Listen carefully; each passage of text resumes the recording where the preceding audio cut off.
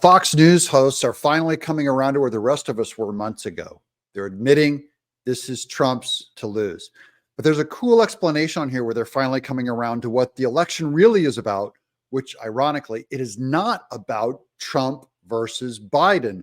They'll spell it out for you at the end here. And I'm happy to finally hear them articulate it, given they've been they've had so much Nikki Haley money pumped into them. They're admitting it's over for her, over for DeSantis. It's Trump's time to win. I'm Doug in Exile. This is where the happy patriots are. I'm going to go ahead and say this so that I get all the hate mail and you don't.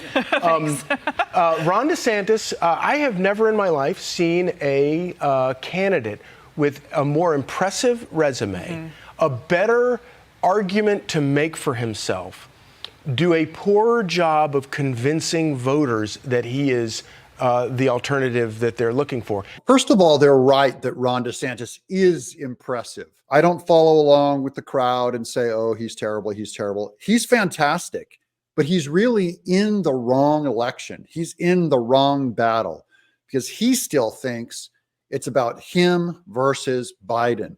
And that is not what this election's about. Stay tuned. We'll tell you what it's about. But so far, the RNC has dumped $200 million into DeSantis, and it has been burned. There's nothing to show for it. This is very similar to the RNC in 2016, putting all that money behind Jeb Bush, $120 million. Nothing to show for it because the Beltway Republicans are wrong. Once again, they don't know the American people. Am I wrong here, or has this been a massive disappointment? I think it's just the wrong time for him to be running. It's the wrong time for most people to be running. It's not to say that you shouldn't have a primary and that voters obviously get to choose who they want their nominee to be.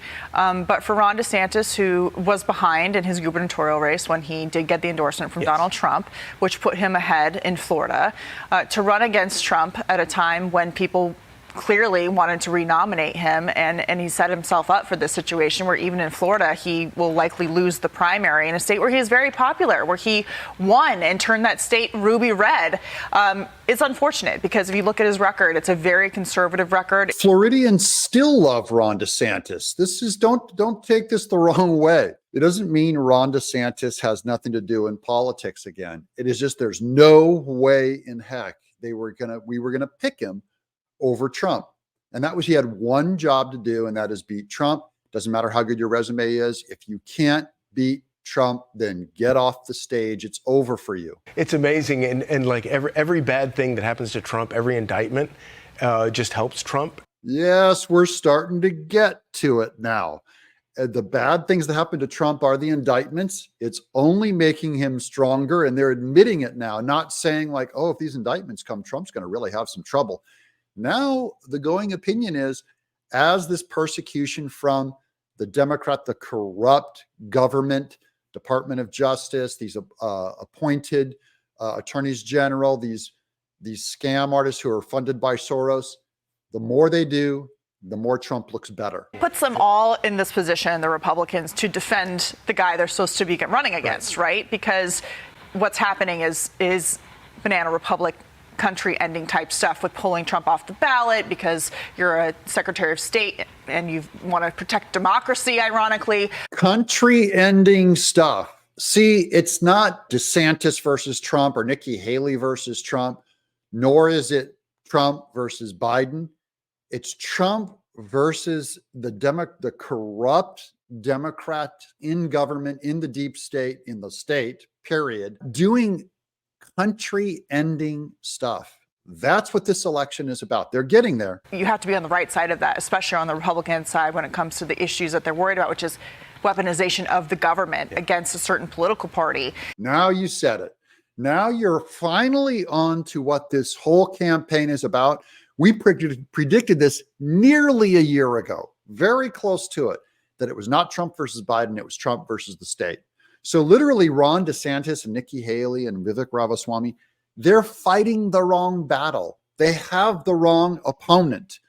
The opponent is not Biden or Trump. And the American people, the voters, feel it and know it. And that's where Trump's intuition was right and all the rest of them were wrong. But in terms of everything, every single state, Trump is running away with it. Iowa, New Hampshire, South Carolina. Nikki Haley was the governor of South Carolina. Ron DeSantis, obviously the governor of Florida. They both look like they're going to lose their home states. All of these candidates are going to lose their home states. That's the cost of getting the fight wrong. So by Super Tuesday, where Trump is also ahead in states like Massachusetts and New Jersey, it seems like if those polls hold, it'll be over pretty quick, and we'll know who the nominee is by mid-February. I think we already know who the nominee is. I don't have to wait till February.